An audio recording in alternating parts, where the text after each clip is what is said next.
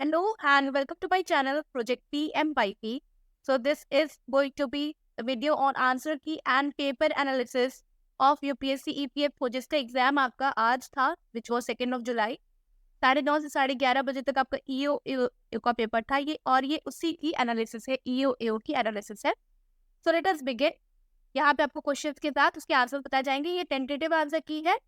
ठीक है, मैं 2 दिन बाद एग्जैक्ट आंसर की डाल दूंगी कि हो सकता है 2-3 क्वेश्चन अभी जल्दीबाजी में मे भी ढूंढने में गलत हो गए हो. ठीक है, लेकिन अभी मैंने पूरी कोशिश की है कि मैक्सिमम मैं सही प्रोवाइड करूँ. So let us begin. ठीक है, पहला क्वेश्चन है आपका इंग्लिश से. तो ये बेसिकली सेट डी है. ठीक है, ये सेट डी है. तो जिसका भी सेट डी है वो मिला सकते हैं, बाकी लोग मिला सकते हैं. क्वेश्चन आगे पीछे ही रहते हैं, बस 5-5 क्वेश्चन के सेट भी रहता है आगे पीछे. ठीक है, तो I dash walking pass this particular shop for the past 3 years. तो I इसका होगा I have been walking. अगला है all the effects can be connected with immediate cause but it dash whether they provide the whole explanation. But it may be a doubt. क्या होगा? May be a doubt. अगला है a bird is better than 2 in bush. तो ये आपका idiom है. तो ये पता ही होगा एक बर्ड झाड़ियों में 2 से बेटर है एक बर्ड हैंड में. A bird in hand. Human history is ample proof that human ambition dash no limits. So human ambition knows no limits. Okay. अगला है good history presents several perspectives on a period, but these divergent views must dash into an integrated whole. It must be fused. It must be fused. ठीक है. अब अगला आता है आपका unseen passage. तो पहला आपका है 6. क्वेश्चन क्या है? Common key position in United Nations agenda 2030. तो ये है आप education. Okay, common key is not education, it is environment actually. Okay, ये क्या लिखा था? The world's life supporting resources are being depleted faster rate than ever before. We have change our practices and those of the world as a world towards to a more sustainable future. To give us an idea about dimension of change. ठीक है, general assembly of the United Nation announced agenda 2030. 17 goals है total. Within each goal education holds a key position. Education holds a key position. तो यहाँ पे भी यही पूछा था कि विच of the following holds A common key position. तो इसका आंसर होने वाला है आपका एजुकेशन. कई लोग इन्वायरमेंट लगा के आ गए मुझसे. कई लोग बोल रहे थे इन्वायरमेंट है ना एजेंडा 2030 के लिए. तो ये एजेंडा 2030 इन्वायरमेंट के ऊपर है, बट पैसेज के हिसाब से एजुकेशन था इसका आंसर. ओके, अगला है 7th का आपका राइट आंसर है, बिल्कुल सही. Education is sustainable development. Education will develop multiple competencies and sustainable development among the people all over the world. ठीक है, कॉम्पिटेंट बनाने के लिए. अगला है we live in a highly interconnected and interdependent world. तो highly interconnected and interdependent बोला है यहाँ पे. तो ये किस वजह से बोल रहा है? देखो यहाँ पे ना एक टॉन्ट कस रहा है. एक तरीके से बोल सकते हैं कि कुछ ज्यादा ही हम लोग इंटरकनेक्टेड और इंटरडिपेंडेंट हो गए हैं, जिसकी वजह से जो हमारा ग्लोबलाइजेशन है वो हमारे लिए चैलेंज बन गया है. तो इसका आंसर होने वाला है क्या? डी. मे बी इसका आंसर ए भी हो सकता है, बट ज्यादा पॉसिबिलिटीज है कि डी है. Okay, the world's life supporting resources are depleting at fast rate. इसका मतलब है कि जो नेचुरल रिसोर्सेज है वो बहुत तेजी से खत्म हो रहे हैं. ठीक है, आंसर सी.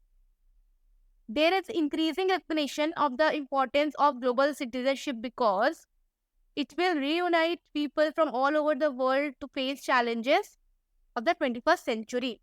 ठीक है, अब अगला है PQRS वाला. फटाफट इसका आंसर देख लेते हैं. PQRS टाइप स्टेटमेंट है ये. 11th क्वेश्चन आपके सामने है, जियोलॉजिकल मैपिंग के ऊपर है. स्टेटमेंट दिया है, इसको अरेंज करना था. पैरा जंबल बोलते हैं इसको. सीडीएस के पेपर में ज्यादातर आता है ये. सीडीएस के पेपर में 10 क्वेश्चन आपको दिख जाते हैं इस तरीके से. तो जो सीडीएस का पेपर देता रहा होगा उसके लिए तो ये बाया हाथ का खेल है. ठीक है, चलो 11th क्वेश्चन है आपका. इसका आंसर है आपका RQSP. फिर under the colonial rule resign. इसका आंसर आपका होने वाला है RQSP. दोनों का सेम है RQSP. चलो 13th कॉन्टेम्प्रेरी हिस्ट्री. इसका आंसर आपका होने वाला है QPSR. अगला है आपका, हाँ इस पे स्टार मार्क कर लो. बेबी इसका आंसर ए हो सकता है, बट अभी थोड़ा डाउट है इस पे. ठीक है, आगे बढ़ते 15 पे. 15 है history of English literature usually divided into 4 period. इसके बाद आएगा आपका scholars often specialise in the period such as medieval, renaissance, romantic, Victorian and modern literature. इसका आंसर होगा आपका बी। आंसर क्या हो जाएगा? बी। अगला है Ramesh like his friends music player to his own as his own given the complexities of this problem. Complexities होना चाहिए ए। The group of students on a visit to Srinagar circumnavigated around the Dal Lake. Circumnavigation अगर आप कर रहे हो तो इसका मतलब है कि आप किसी चीज के किनारे किनारे ही नेविगेट कर रहे हो, तो अराउंड लगाने की कोई जरूरत नहीं है यहाँ पे। ठीक है, देखो अगर आप सीबीएसई बोर्ड और आईसीएसई बोर्ड से हो और आपने इंग्लिश प्रैक्टिस नहीं की और आप चाहते हो कि इंग्लिश आपकी अच्छे नंबर्स आ जाए, तो अगर आप, मेरे ख्याल से ज्यादातर बच्चे ऐसे ही करते होंगे कि ये स्टेटमेंट को 3-4 बार अगर आप लाइन से पढ़ रहे हो और आप रेगुलर इंग्लिश रीडर हो तो आपको पढ़ के ही लग जाता है कि किस स्टेटमेंट में गलत है। 10 में से 9 बार तो ये चीज सही हो जाती है, लेकिन 1-2 बार वो गलत भी हो जाती है। ठीक है, Jatendra was smartest of the 2 children in the room. तो ये आपका होने वाला है स्मार्टेस्ट ऑफ द 2 चिल्ड्रन। खुद सोचा तो 2 लोग हैं तो स्मार्टेस्ट क्यों, स्मार्टर होना चाहिए ना। He asked me if I would be interested in signing up as member of the group। तो इसका है नो एरर, कोई दिक्कत नहीं थी इसमें।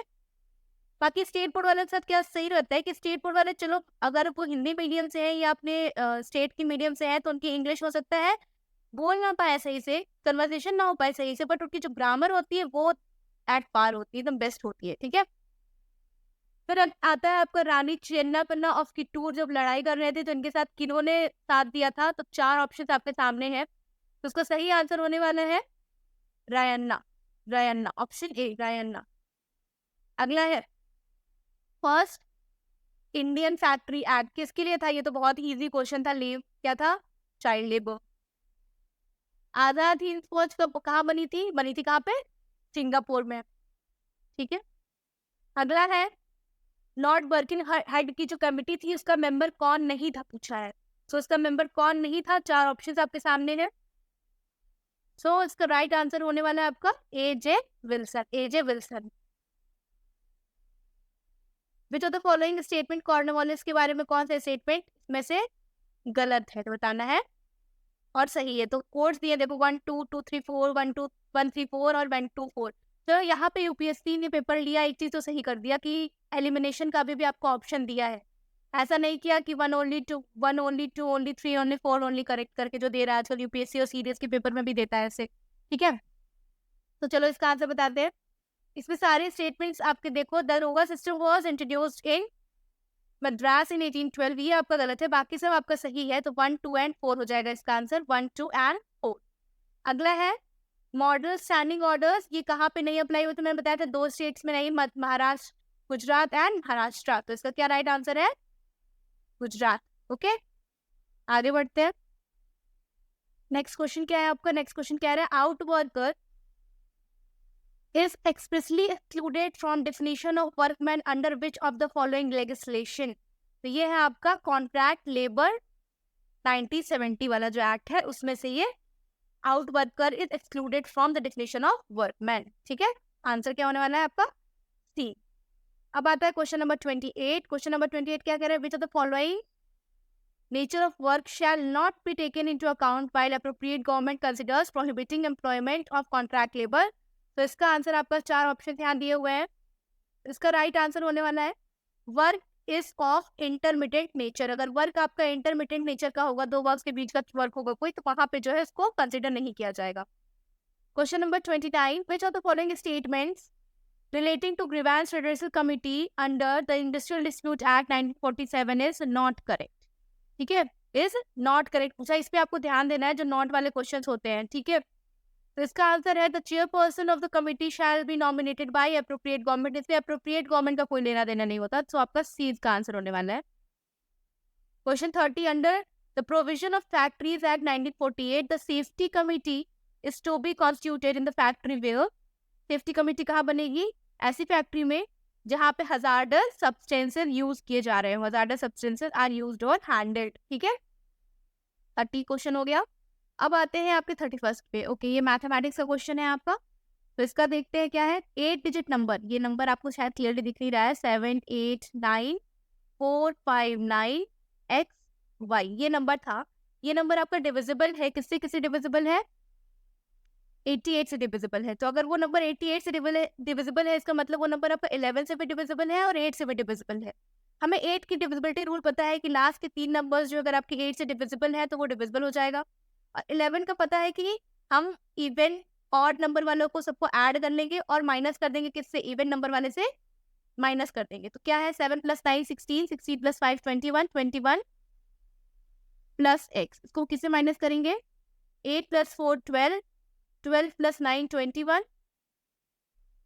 Plus Y, 21 plus Y.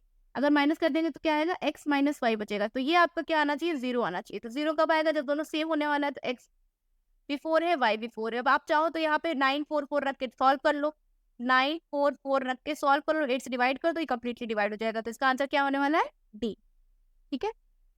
x is the smallest natural number that is divisible by both 24 and 30, where y is the largest natural number जो divide करता है 36 और 100 को। तो x माइनस वाई की वैल्यू क्या है। बेसिकली एलसीएम एससीएम का क्वेश्चन है, बहुत ही आसान क्वेश्चन है ये।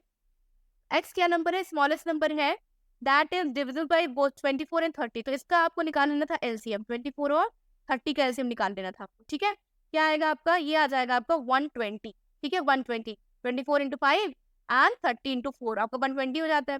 फिर 36 एंड 100 को कौन सा ऐसा नंबर है जो डिवाइड करता है, सबसे बड़ा नंबर कौन सा है, तो आपको क्या होने वाला है, 4 है सबसे बड़ा नंबर है जो 36 और 100 को डिवाइड करता है। इसका आप एचसीएफ निकाल लो। अब x माइनस वाई पूछा था तो 120 माइनस 4 कर दो, क्या आंसर आ गया आपका, 116 आपका आंसर आ गया। ठीक है, अगला क्वेश्चन है आपका, what is the unit digit, unit place निकालना है इसका, 2 की पावर 100 का। इसका क्या निकालना था आपको, यूनिट प्लेस निकालना था। तो ये कैसे निकालेंगे, इसके लिए हमें पता है कि जो 4 के जो मल्टीपल्स होते हैं, 4 4 का 16 होता है। तो अगर इवन प्लेस पे 4 में है तो 6 आएगा। ठीक है, क्या मतलब है इसका, अगर 2 की पावर 100 लिखा है, इसको हम कैसे लिख सकते हैं, 2 की पावर 4 टू द पावर 50। ये क्या है आपका, इवन है, मतलब ये जो भी नंबर आएगा इसके लास्ट में क्या आएगा, 6 आएगा इसको सॉल्व करने की। ठीक है, लास्ट में 6 आएगा। तो ये जो भी नंबर होगा वो आपका 4 से क्या होगा, डिविजिबल होगा। ठीक है, 4 से डिविजिबल होगा। तो 2 की पावर 4 x कर सकते हो, 4 से डिविजिबल है ये। अब 4 से डिविजिबल है तो हमें पता है कि जो यहाँ पे आएगा क्या होगा, 2 की पावर 0, 2 की पावर 1, 2 की पावर 2, 2 की पावर 3 एंड 2 की पावर 4। तो जो यूनिट डिजिट 2 की पावर 4 का होने वाला है वही आपका इसका होने वाला है। 2 की पावर 4 का यूनिट डिजिट क्या होता है, 2 इंटू 2 4, 4 इंटू 8 इंटू 2 16, 6 होता है। तो इसका यूनिट डिजिट क्या हो जाएगा आपका, 6 हो जाएगा। अगला है, runner completed 40 kilometre race in 3 hours, she change her speed after completing each quarter distance such that the proportion of the speeds in the first, second, third and fourth quarter दिया हुआ है। In how much time did this complete the last quarter of the days? तो क्या पूछा है, last quarter के बारे में पूछा है। तो क्वेश्चन ये कह रहा है कि रनर है वो जो है पर्टिकुलर डिस्टेंस को 4 हिस्से में डिवाइड करके पूरा करे और हर हिस्सा 10-10 किलोमीटर का है। सबकी स्पीड अलग अलग है, 2 3 2x 3x 4x 5x। क्यों x लिया हमने, बिकॉज यहाँ पे रेशियो में दिया था। टोटल टाइम कितना लग रहा है, 3 घंटे लग रहा है। टोटल टाइम कितना लग रहा है, 3 घंटे लग रहा है। तो पता करना है ये इसमें कितना टाइम लग गया था। तो सिंपल है, ठीक है, सबको डिवाइड कर दो और इज इक्वल टू 3 घंटे के बराबर कर दो, आपकी x की वैल्यू आ जाएगी। और जब x की वैल्यू आ जाएगी तो 10/5x में x की वैल्यू रख दो, आपका टाइम आ जाएगा। ठीक है, तो कितना आएगा सॉल्व करने पे, 28 मिनट्स आएगा। ठीक है, अप्रॉक्स पूछा है तो 28 पॉइंट समथिंग आ रहा था, तो 28। ठीक है, आगे बढ़ते हैं, 35th क्वेश्चन पे आते हैं। If there are enough points of denominations 1 2 and ₹5, तो कितना तरीका है 10 रुपए को पे करने का। इसका आंसर क्या होगा, 10 रुपए को कितने तरीके से पे कर सकते हैं। अगर कौन कौन से कॉइन्स दिए हुए हैं आपके, 1 2 एंड 5, तो टोटल ऑफ 10 वेज है जिसमें कि आप ₹10 को पे कर सकते हो। ठीक है, फिर आते हैं अगले क्वेश्चन पे। अब अकाउंटिंग का क्वेश्चन आ गया, cost of inventory according to accounting standard two inventory valuation. ठीक है, तो इसका बताओ आंसर, आपने क्या लगाया, क्वेश्चन नंबर 36 का। सो इसका राइट आंसर है आपका, storage cost at which necessary in the production process prior to further production stage. So इसका आंसर सही होने वाला है बी। ओके, फिर अगला है यहाँ पे, trial balance of a firm as on date दी हुई है। ठीक है, तो लिखा है additional discount allowed to debtor during the year is 20,000। So इससे क्लियर हो रहा है कि आपका जो भी डिस्काउंट होने वाला है वो आपका 20,000 से ऊपर ही होने वाला है। तो आप अगर तुक्का मारो तो भी 2 में आ जाओगे, बट इसका राइट आंसर क्या होगा, सॉल्व करने पे आएगा आपका 33,000, ठीक है, 33,000। फिर अगले क्वेश्चन पे आते हैं। ओके, क्वेश्चन नंबर 38 आपके सामने है यहाँ पे। तो 38 क्वेश्चन का आंसर आपका है, विच of the following is the value of inventory on 31st January under perpetual inventory system using first in first out method? So इसका आपका राइट आंसर होने वाला है 10,700। Question number 39। तो क्वेश्चन नंबर 39 आपका दिया हुआ है स्क्रीन पे। There are 70 members each paying an annual subscription of rupees 1,000 total subscription received during this year. तो इसका आपका राइट आंसर है A, B, C या D। तो इसका राइट आंसर होने वाला है आपका option number A, which is 67,000। When reporting on a fraud, ये कितने रुपए से ऊपर अगर फ्रॉड है तो आप स्टेट गवर्नमेंट को रिपोर्ट करते हो। तो 1 करोड़ या उससे ऊपर का फ्रॉड है तो आप सेंट्रल गवर्नमेंट को रिपोर्ट करते हो, ठीक है। अब आते हैं नेक्स्ट क्वेश्चन पे, which is question number 41। Again आपका मैथमेटिक्स का क्वेश्चन है। देखो, 2 ट्रेन दी हुई है, 400 मीटर्स की और 300 मीटर्स की, दोनों ट्रैवल कर रही हैं, दोनों अपोजिट डायरेक्शन से आ रही हैं।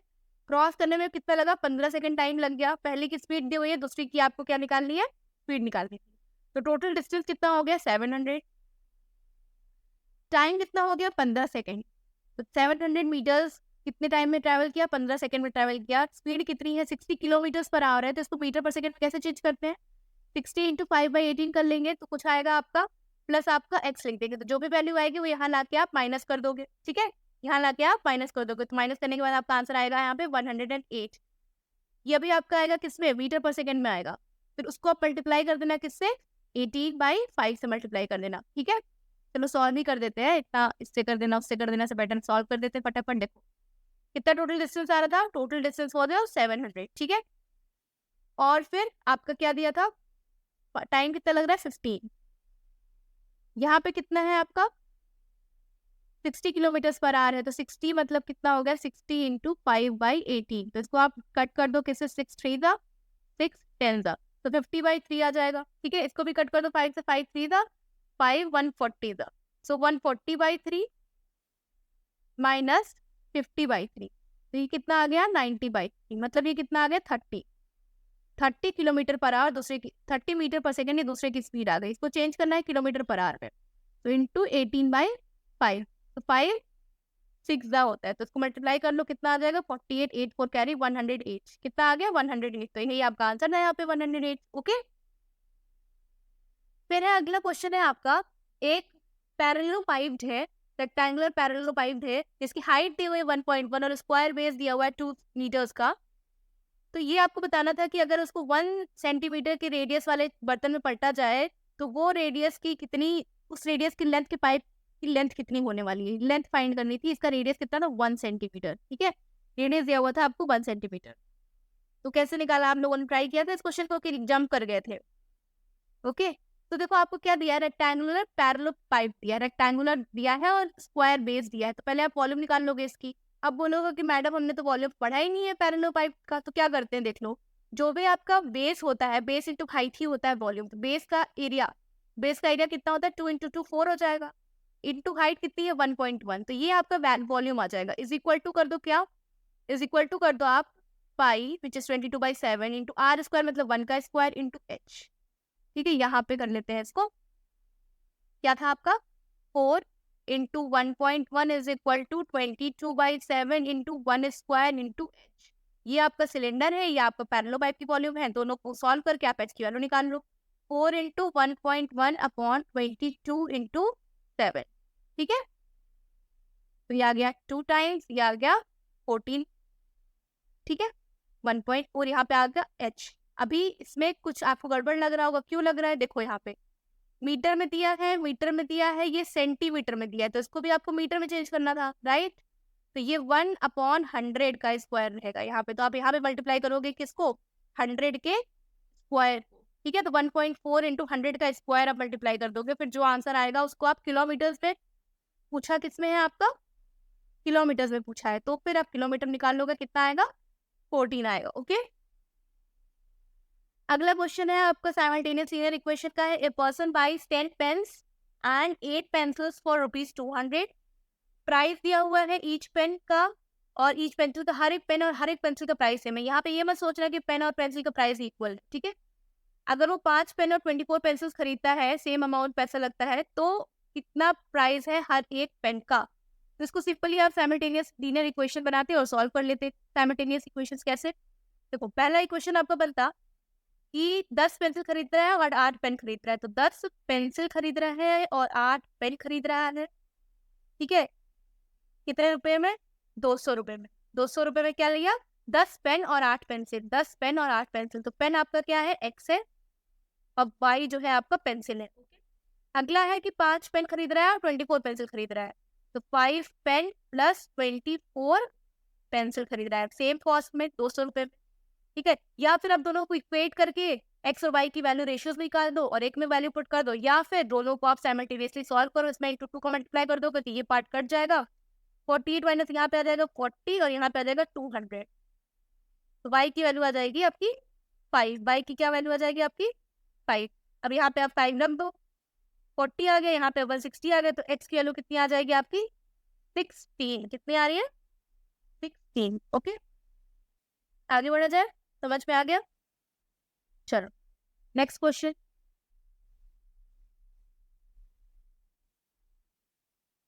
सौ स्टूडेंट्स हैं, school has 100 students and every students या तो फिर क्रिकेट खेलता है या तो फुटबॉल खेलता है।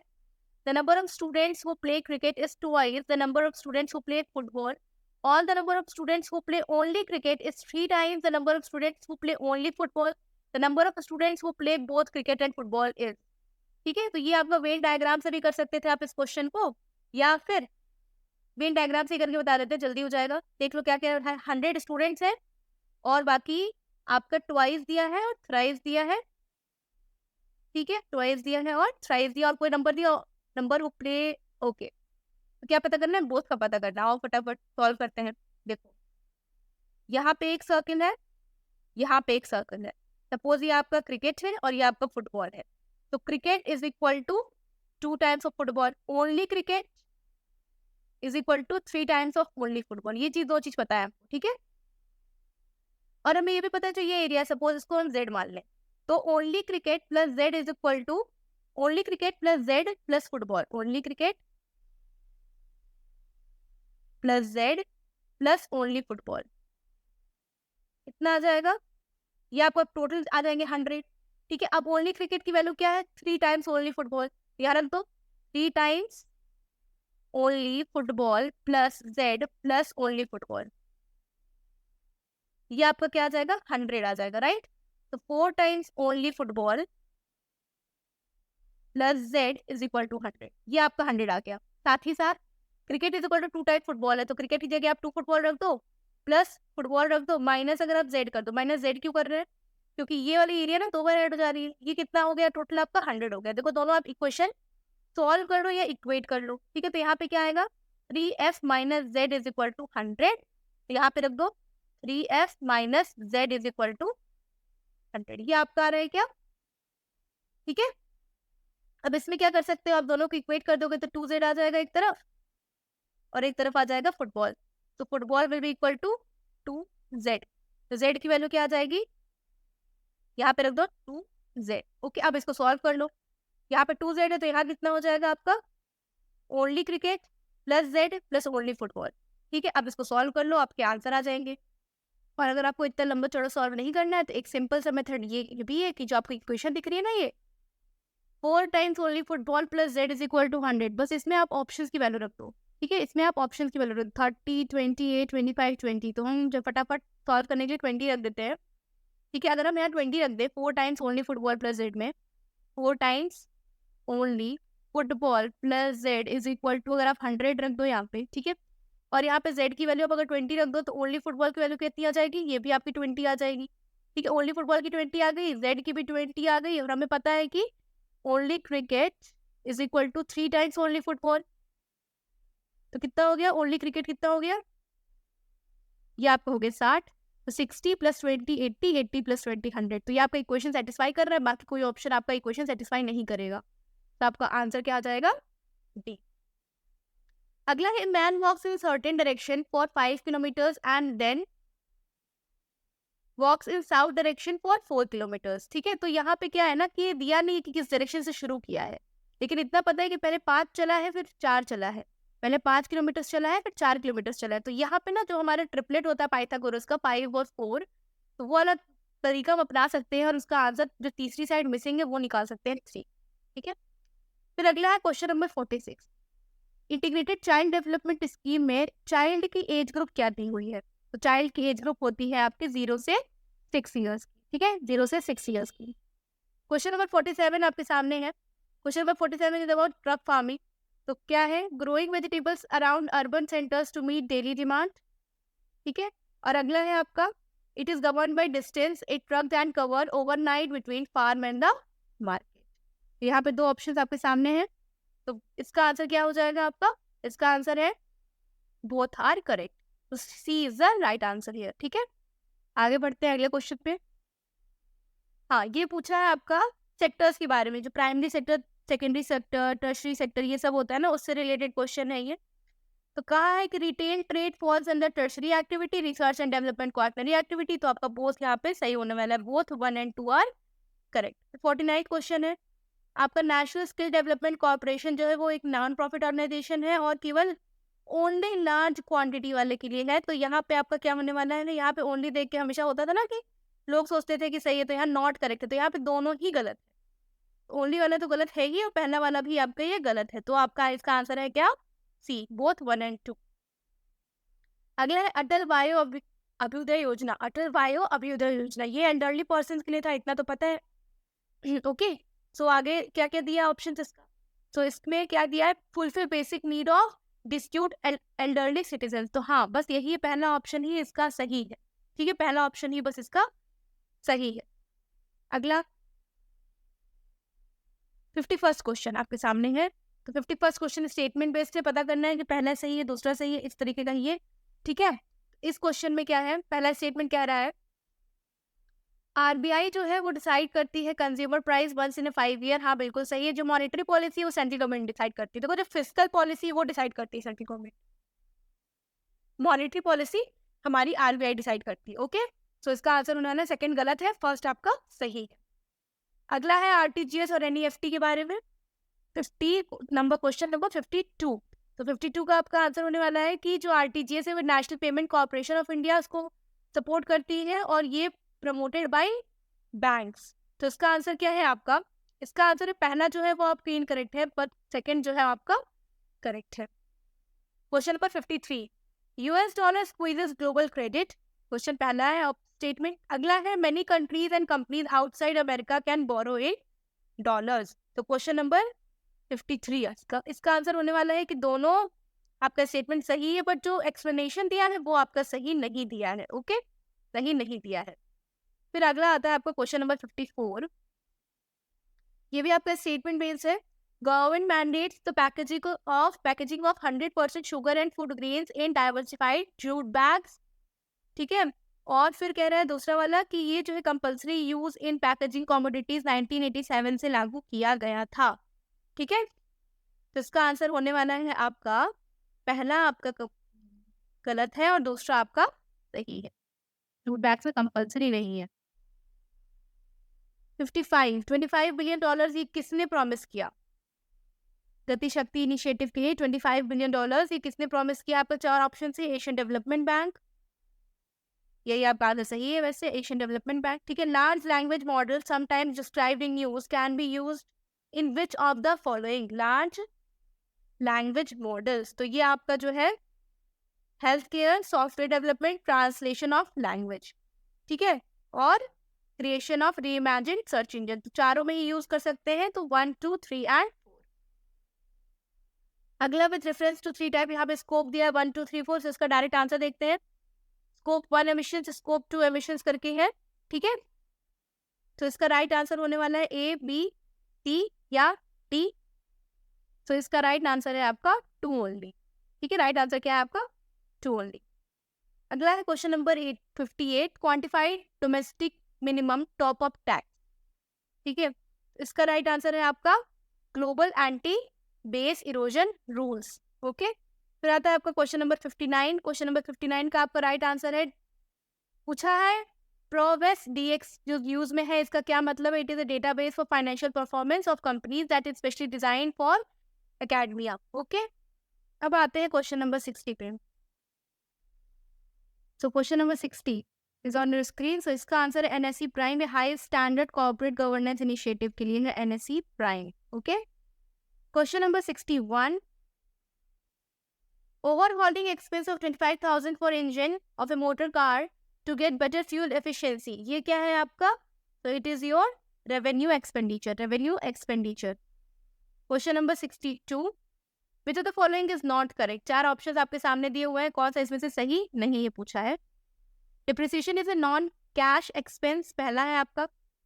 दूसरा है depreciation is a process of valuation of asset, तो बताओ ये वैल्यूएशन ऑफ एसेट का प्रोसेस होता है? तो आपका यही आंसर आपको गलत है, option B is the wrong one. Credit purchase of machinery recorded in purchase book instead of journal paper is an example of question number 63. So it is an example of errors in principle. Principle में ही error है इसके, accountancy का principle वहाँ follow नहीं हुआ है। The practice of appending notes regarding contingent liability in account statement is pursuant to question number 64 आपके सामने है यहाँ पे। So इसका right answer क्या है आपका? Question number 64. Convention of consistency, measurement of money measurement concept, convention of conservatism and convention of full disclosure, चार ऑप्शन आपके सामने हैं। तो इसका राइट आंसर है कन्वेंशन ऑफ फुल डिस्क्लोजर। ठीक है, आउटस्टैंडिंग रेंट में भी क्लासिफाइड एज आउटस्टैंडिंग रेंट, तो it is classified as representative personal account, representative personal account. फिर आते हैं आपके कंप्यूटर्स के question. Insert comments in HTML source code, insert comments के लिए कौन सा यूज करते हैं आपका? Option B is right answer. Email hyperlink on web page क्या है? मेल टू यूज करते हैं, क्या यूज करते हैं? Mail to. अगला है buffer memory area, question number 68, इसका आंसर है आपका simultaneous peripheral operation online, spool का full form simultaneous peripheral operation online. Which of the following is not a commutative law, तो ये तो बहुत ईजी क्वेश्चन था, कम्यूटेटिव लॉ कौन सा नहीं है इसमें से? तो इसका आंसर क्या होने वाला है आपका? C, A minus B equal to B minus C, ये आपका सही नहीं है, क्योंकि ये तो भाई आप वैल्यू रख के देख सकते थे, 1 और 0 रख के देख लो, अगर आंसर सेम नहीं आ रहा है तो आपका सही नहीं है। ठीक है, अगला है question number 70, which OSI layer is responsible for managing the communication between computers in the network, तो इसका आंसर होने वाला है आपका data link layer, data link layer. फिर अगला है आपका question number 71, question number 71 DNA के बारे में, बायोलॉजी का क्वेश्चन है आपका। तो डीएनए क्या है आपका? डीऑक्सीराइबोन्यूक्लिक एसिड, डीऑक्सीराइबोन्यूक्लिक एसिड, ठीक है। It is located in ribosomes, nucleus में होता है। It is compose of ribonucleic, तो डी क्यों लगा दिया? It can make copy of itself, तो फोर्थ आपका बिल्कुल सही है आपका। और बताओ डीऑक्सीराइबोन्यूक्लिक एसिड फुल फॉर्म है इसका? जी हाँ, बिल्कुल सही, डीऑक्सी। बच्चे ने मुझसे पूछा था कि मैम डीऑक्सी की dioxy, it is deoxy only, so आपका 1 and 2 दोनों ही करेक्ट है। ठीक है, अगला है question number 72, velamen spongy tissue is found in, तो ये किस में होता है आपका velamen? So it is found in epiphytic root, जो रूट आपके ब्रीथ करते हैं ना अच्छे से, उसमें होता है स्पॉन्जी टिश्यू। क्वेश्चन नंबर 73, तो यहाँ पे पूछा कौन सा नहीं करेक्ट है, तो यहाँ पूछा all compounds containing hydrogen are acidic, तो सारे कंपाउंड एसिडिक नहीं होते हैं। आपका NaOH को देख लो, ये एसिडिक है क्या? ये तो बेसिक है ना, कोई जरूरत नहीं कि सब में हाइड्रोजन हो वो एसिडिक ही हो। विच of the following element has the highest boiling point, तो सबसे ज्यादा बॉइलिंग पॉइंट किस में है? ये क्वेश्चन थोड़ा केमिस्ट्री का है, ठीक है। तो बताइए, lithium, sodium, potassium and rubidium, सबसे ज्यादा बॉइलिंग पॉइंट है आपका सबसे छोटे वाले का, लिथियम। क्वेश्चन नंबर 75, अगर 10 सेंटीमीटर के आइस क्यूब को जो है डिवाइड कर दिया गया है 8 स्मॉलर क्यूब्स में, तो क्या सेम रहेगा, क्या चेंज होगा? तो देखो वॉल्यूम तो सेम रहने वाला है, लेकिन आपका सरफेस एरिया बढ़ जाएगा, सरफेस एरिया बढ़ जाएगा। ओके, अगला है आपका क्वेश्चन नंबर 76, ये आपका पॉलिटी का क्वेश्चन है, आर्टिकल 128 के बारे में। Question number 76 is on your screen. तो आपके ऑप्शंस दिए हुए हैं 4, और इसमें से पता करना है, जो कोड्स दिए हुए हैं कोड्स के अकॉर्डिंग बताना है। ठीक है, तो देख लेते हैं ऑप्शंस क्या क्या है आपके। पहला ऑप्शन दिया है कि 128 जो है वो सिटिंग जजेस के बारे में है, हाँ पहला तो सही लग रहा है, ठीक है। अगला है आपका, chief justice of India at any time request a person to hold the office of judge of Supreme Court or High Court or to sit as act as judge of Supreme Court. इसके 4 option आपके सामने हैं। पहला वाला सही है तो आप इसको एलिमिनेट कर सकते हो, ये और ये एलिमिनेट कर सकते हो। बचा 1 3 एंड 1 4। 3 और 4 को चेक कर लेते हैं, इसका मतलब दूसरा भी गलत है। ठीक है, इसमें आपका सही ये होने वाला है कि प्रेसिडेंट के बिना मंजूरी के नहीं कर सकता। ठीक है, तो इसका आंसर होगा 1 एंड 4। 1 एंड 4 76 हो गया आपका। अब आगे बढ़ते हैं क्वेश्चन नंबर 77 पे। कुछ सही जा रहा है आप लोगों का, जितना कि आप लोगों ने कितना सही जा रहा है कमेंट बॉक्स में डालते रहिए। ठीक है, क्वेश्चन नंबर 77। तो यहाँ पे पूछा है कि board of cooperative society can be superseded और केप्ट अंडर सस्पेंशन इफ, कब कब इसको सस्पेंड कर सकते हैं या सुपरसीड कर सकते हैं? तो हर एक केस में कर सकते हैं। There is no government share holdings, इस वजह से नहीं कर सकते, बाकी सब में कर सकते हैं। 1 2 एंड 3। अगला है एमपी लैंड के बारे में, जो एमपी लैंड स्कीम है उससे रिलेटेड क्वेश्चन है। ये तो पिछले साल बहुत न्यूज में था, तो ये इस साल पूछ लिया इन लोगों ने, कोई बात नहीं। चलो इसका आंसर देख लेते हैं। जो एमपी लैंड स्कीम है वो ministry of stats and programme ने शुरू की है। ठीक है, अगला ऑप्शन है आपका कि जो ये जो फंड्स होते हैं वो नॉन लैप्सेबल होते हैं। ठीक है, नॉन लैप्सेबल फंड्स होते हैं इस क्वेश्चन के अकॉर्डिंग। अगला है आपका role of member of parliament, बस इतना ही है कि रिकमेंड कर दे काम को, खाली रिकमेंड करने तक ही है। ठीक है, और अगला है आपका ये जो लोकसभा वाले हैं वो अपने क्षेत्र में करते हैं और राज्यसभा वाले हैं पूरे कंट्री में कहीं भी कर सकते हैं। तो कहीं भी नहीं कर सकते, अपने ही मतलब स्टेट में करेंगे जहां से वो इलेक्ट हुए हैं। तो 1 2 एंड 3। 1 2 एंड 3। ओके, अगला है global multi dimensional poverty index में कौन कौन सी आपकी मेजरमेंट यूनिट्स है? Global multi dimensional poverty index, तो इसमें आपका आंसर है क्या कि चारों ही जो है आपकी वो मेजरमेंट इंडेक्स है, चारों ही मेजरमेंट इंडेक्स है। अगला है क्वेश्चन नंबर 80। तो क्वेश्चन नंबर 80 में कहा गया है कि दिनेश गोस्वामी कमेटी की रिकमेंडेशन क्या नहीं थी? तो अगर आपने कमेटी के बारे में पढ़ा है, इसकी रिपोर्ट पढ़ी है, जानते हो तो भी कर पाओगे, नहीं तो फिर ये क्वेश्चन तो स्किप करने लायक था आपके लिए। ठीक है, फिर आता है क्वेश्चन नंबर आपका 81। रेगुलेटिंग एक्ट में कौन सा चीज नहीं था? रेगुलेटिंग एक्ट में कौन सा चीज नहीं था? बॉम्बे और बंगाल की प्रेसिडेंसी को जो है, बंगाल को सुप्रीम बना के बाकी दोनों को इसके अंदर ले आए थे, बिल्कुल सही है। सुप्रीम कोर्ट पे आपको स्टैब्लिश कर दिया गया था। ठीक है, सुप्रीम कोर्ट कलकत्ता में स्टैब्लिश कर दिया गया था, ये भी सही है आपका। अब बचा आपका 2 ऑप्शन बी और डी। तो इसमें टेन्योर वगैरह जैसे कोई बात तो नहीं देखी हमने, टेन्योर नहीं डिसाइड हुआ, तो इसका आंसर कौन सा गलत होने वाला है? B. Which of the following statement about Government of India Act is not correct? Not correct पूछा है, फिर से देख लो ध्यान से 82 क्वेश्चन में। It was an outcome of round table conferences। अगला है it provided establishment for all India Federation। यहीं पे सब लोग जो है कंफ्यूज हो गए थे, ऑल इंडिया फेडरेशन। तो जी हाँ, ये ऑल इंडिया फेडरेशन था, इसने एस्टेब्लिशमेंट के लिए बोला था।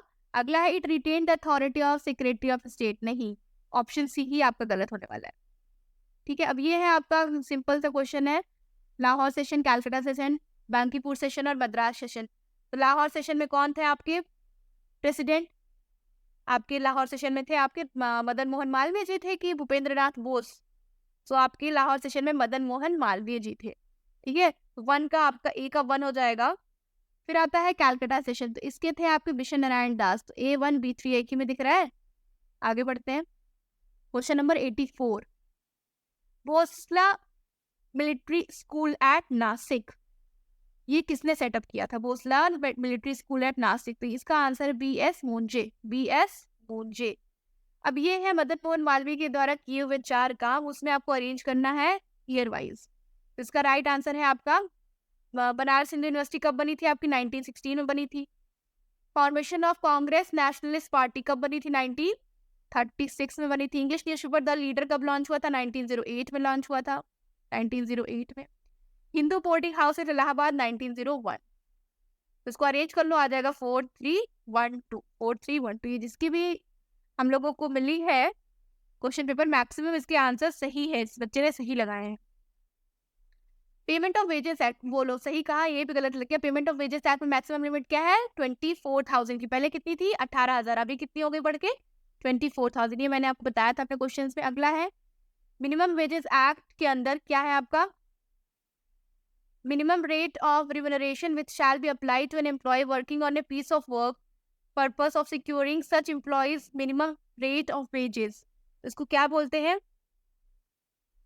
इसका नाम है गारंटी टाइम रेट। क्या नाम है? Guarantee time rate. Question number 88, match the following है। रिकवरी ऑफिसर कहाँ पे होता है आपका? प्रोविडेंट फंड वाले में होता है, तो ए का 4 हो जाएगा। कंपल्सरी इंश्योरेंस कहाँ पे है आपका? ये पेमेंट ऑफ ग्रेचुटी में है, तो ए का 4, बी का 3, किस में है? ऑप्शन नंबर ए में ही खाली दिख रहा है, ठीक है। Question number 89, adult worker who has joined on 1st January 2022 in a factory और 220 दिन काम किया है, 220 दिन काम किया है और ले ऑफ पे, तो हमें पता है 45 डेज का ले ऑफ रख सकते हैं, 25 दिन का ले ऑफ कर दिया है उसको, 45 डेज का कर सकते हैं। इस तरीके से आप सॉल्व कर लो, क्या आएगा आंसर आपका? 12 आएगा, ठीक है, 12। अगला है, as per provisions of industrial employment standing orders act, standing order shall come into operation after expiry of how many days from the date on which the copies of the order of appellate authority was sent to the employer and to the trade union। कितने दिन बाद है? ये मैंने कराया था question, ये था आपका 7 दिन बाद। How many members are nominated by central government to the National Social Security Board as per provisions? कितने मेंबर होते हैं आपके सेंट्रल गवर्नमेंट के द्वारा? So there are total of 34 members. Which of the following scheme is not a social security scheme? इसमें कौन सी social security scheme नहीं है? It is employees pension scheme, आपकी social security scheme नहीं है। अगला है आपका क्वेश्चन नंबर 93। क्वेश्चन नंबर 93 क्या कहता है कि कौन सी बॉडी है आपकी जो लड़ाई झगड़े सुलटाती है appellate authority employees provident fund के लिए? तो ये है आपकी employees provident funds appellate tribunal, question number 93 का ए। अभी तो पता ही है मैटरनिटी बेनिफिट के लिए जो आपकी छुट्टी मिलती है फीमेल्स को, वो कितने दिन की होती है? इट इज ऑफ 12 वीक, ठीक है, option B. Question number 95, employees provident fund में कौन सा नहीं है? ठीक है, विच नॉट करेक्ट पूछा है, ठीक है, क्वेश्चन नंबर 95। तो आपका इसमें से क्या है?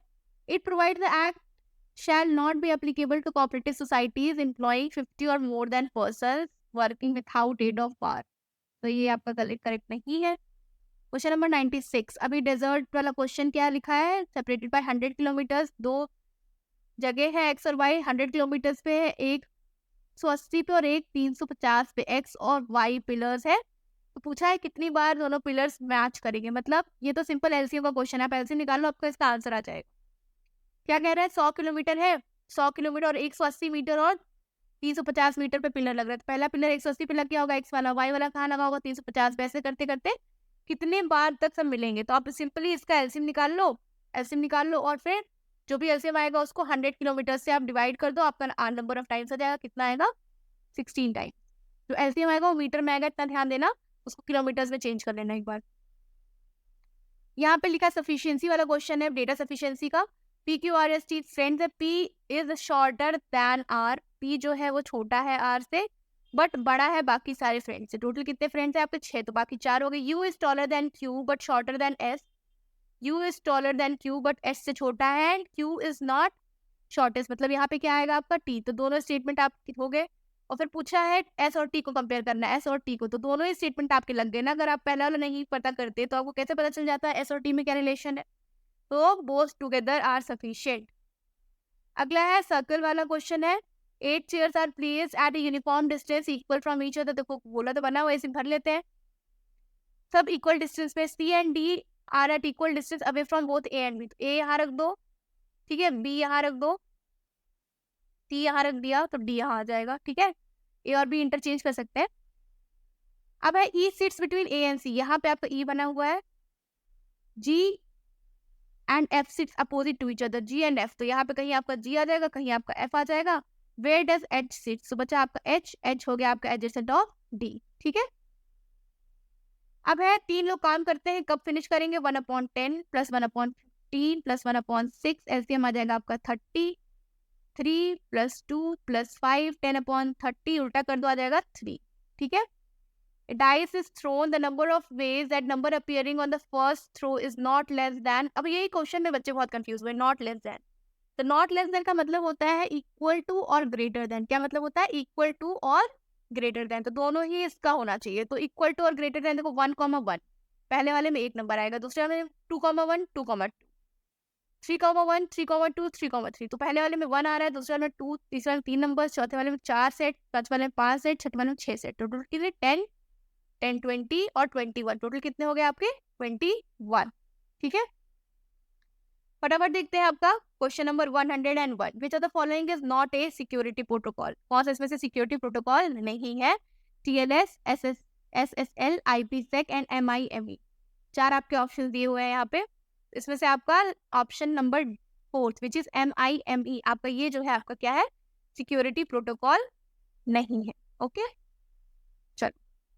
Latex document does not contain, LaTeX document के पास क्या नहीं है? It does not contain, computers के क्वेश्चन है आपके। So it does not contain document style article, option. फिर है decimal equivalent of this is, decimal equivalent का इसका कितना है आंसर आपका? 0.8125। In a worksheet which of the following is not a cell referencing style, cell referencing style कौन सी नहीं है? तो it is real time referencing. ठीक है, real time referencing. Which of the following is used to combine, अब लोग combine देख के कंपाइलर लगा के चले आए, तो इसका राइट आंसर क्या होने वाला है? कंपाइलर नहीं, इसका राइट आंसर होने वाला है आपका लिंकर। क्या होने वाला है? लिंकर। ठीक है, क्वेश्चन नंबर 105 आपका हो गया। क्वेश्चन नंबर 106, बस 15 क्वेश्चन और बचे हैं। अब ये क्वेश्चन कह रहा है कि एक 100 वाट का बल्ब है, 110 is connected eight 220 volt power supply. ठीक है, तो इसका आंसर क्या होने वाला है आपका?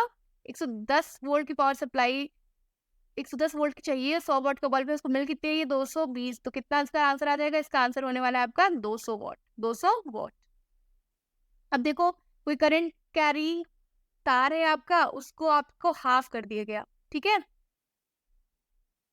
वायर लेंथ की आधी कर दी गई at a given potential difference the current in the wire would, तो करंट में क्या चेंज आएगा ये पूछा है। सो अगर आपका तार की लेंथ आधी कर दी जा रही है, जिसका मतलब कि आपका रेजिस्टेंस भी आधा हो जाएगा, रेजिस्टेंस आधा हो जाएगा, तो आपकी करंट जो है वो डबल हो जाएगी। ठीक है, अब अगला है crystal of copper sulphate on heating forms, crystal of copper sulphate, blue colour salt, white colour salt, green colour salt या फिर आपका ब्राउन कलर सॉल्ट। 4 ऑप्शन आपके दिए हैं, आपका इसका आंसर कॉपर देख के लोग ब्लू लगा दिए होंगे, लेकिन इसका आंसर क्या है आपका? White colour salt. Tartaric acid से बहुत इजी है, क्या है? Tamarind. Chemical change, burning of magnesium. कौन सा इसमें से कॉन्स्टिट्यूशनल बॉडी नहीं है? तो ऑब्वियस सी बात है आपका नेशनल ह्यूमन राइट कमीशन। ठीक है, क्वेश्चन नंबर 112 है आपका, आपके सामने पंचमित्र, ये पिछले साल की न्यूज है, पूछ लिया है यहाँ पे पंचमित्र के बारे में। क्वेश्चन नंबर 112, तो इसमें आपके दोनों ही स्टेटमेंट जो दिए हुए हैं बिल्कुल सही है। अगला है स्केड्यूल एरिया के बारे में पूछा है, और पूछा है किसमें से कोड्स के बारे में बताना है। तो पहली बात तो गवर्नर इसका नोटिफिकेशन नहीं देता है, प्रेसिडेंट देता है, तो फोर्थ आपका गलत होने वाला है। और आप सेकंड देख लो, compactness and reasonable size of the area, तो ये आपका ऑप्शन अगर आप एलिमिनेट कर ले जाते तो हो जाता। ठीक है, तो सेकंड भी सही है, तो इसका मतलब आपका क्या हो जाएगा? 1, 2 एंड 3। रेलवे बजट कब सेपरेट हुआ था? तो it was separated in 1924, but यहाँ 2 ऑप्शन दिए, सेपरेशन कन्वेक्शन और बाइफर्केशन कन्वेक्शन। ठीक है, तो दोनों में से आपको होने वाला है separation convention of 1920।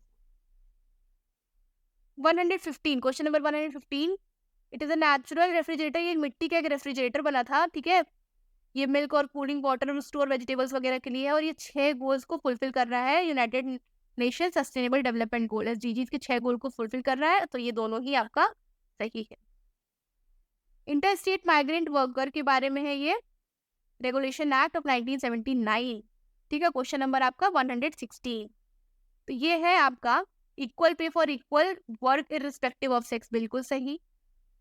Provisions for sustainable residential accommodation, बिल्कुल सही। प्रोविजन फॉर प्रोटेक्टिव क्लॉथिंग, बिल्कुल सही। देखो, ओल्ड एज बेनिफिट जैसी कोई चीज नहीं थी इसमें, बाकी मेडिकल फैसिलिटीज तो रहेंगी ही, तो ऑप्शन नंबर 3। अगला है आपका, कोई भी डिस्प्यूट आता है अगर चाइल्ड से रिलेटेड, एडोलसेंट वगैरह, तो आपका प्रिस्क्राइब्ड मेडिकल अथॉरिटी ही इसको बताती है। ठीक है, प्रिस्क्राइब्ड मेडिकल अथॉरिटी इसकी जो है। उसके बाद है आपका, under the provision of factories act 1948, chairman कौन होने वाला है आपका? चेयरमैन, इसका चेयरमैन होने वाला है चीफ इंस्पेक्टर ऑफ स्टेट। कौन है? Chief inspector of state. अगला है 100, क्वेश्चन नंबर 190, तो डिस्प्लेसमेंट एनालिसिस कब दोगे आप? जब माइग्रेंट वर्कर हो गए तो डिस्प्लेसमेंट दोगे ना, तो ए का आपका 3 हो जाएगा, तो ए का 3 2 जगह दिया है। ठीक है, अगला देख लेते हैं, ए का 3 है, बी का क्या हो जाएगा आपका? सर्टिफाइंग सर्जन, तो सर्टिफाइंग सर्जन के बारे में कहाँ लिखा है आपका? एम्प्लॉयज कंपनसेशन एक्ट में लिखा है। ठीक है, तो आपका इसका आंसर होने वाला है ए का 3 एंड बी का 4, ए का 3 एंड बी का 4 इसमें दिया है आपका, ठीक है। अब आखिरी क्वेश्चन है आपका, under the provision of industrial dispute act 1947 right of legal representation before a labour court और इंडस्ट्रियल ट्रिब्यूनल और नेशनल इंडस्ट्रियल ट्रिब्यूनल इज, ये क्या है आपका स्टैट्यूटरी राइट है, किस तरह का राइट है, तो can be permitted by a forum if the other party does not object और गिव्स कंसेंट, तो आपका option C is the right answer here. तो आपके 120 क्वेश्चन डन हो गए हैं for the paper of EOA, ठीक है। ईओए आपका हो चुका है। अब एपीएफसी वाला पेपर आपका कंप्लीट हो चुका है, उसका भी जल्दी ही मैं आंसर की डाल दूंगी। इस जो मैंने आंसर की यहाँ पे दिखाई है आपको, उसमें से हो सकता है 2-3 क्वेश्चंस आपके ऊपर नीचे हो सकते हैं। आफ्टर ऑल मैंने बोला ये आपकी अनएक्सपेक्टेड पब्लिक सर्विस कमीशन है, राइट। और अब आप कौन से एग्जाम की नेक्स्ट प्रिपरेशन करने वाले हो, आपने एसएसई का फॉर्म फिलअप किया है कि नहीं, आप कमेंट सेक्शन में मुझे डालो कि आप अब नेक्स्ट कौन से एग्जाम की प्रिपरेशन कर रहे हो, ठीक है। तो उस हिसाब से मैं अपना माइंड मेकअप करके आपके लिए पूरी सीरीज लाऊंगी। वैसे तो अब मेरे चैनल पे डेली आपको करंट अफेयर्स मिलने वाले हैं ऑन डेली बेसिस, ठीक है। टोटल 5 to 10 क्वेश्चन मैं डेली प्रैक्टिस कराऊंगी, बिकॉज एग्जाम टाइम पे ना बहुत हॉट हो जाता है और फिर आप याद नहीं कर पाते, और वो 5-10 क्वेश्चन हम डेली का डेली याद करते हुए चलेंगे। इससे क्या होगा कि आप उसको प्रिपेयर कर लोगे अच्छे से, ओके। सो अगर आपने मेरे चैनल को सब्सक्राइब नहीं किया है, kindly subscribe to my channel project PMYP। आप लोग देख लो सब्सक्राइबर्स वगैरह कितने हैं मेरे चैनल पे, ठीक है। So please kindly subscribe my channel ताकि it keeps me motivated actually, okay. So मिलते हैं अगले वीडियो में। टिल देन, जय हिंद एंड स्टे ट्यून्ड।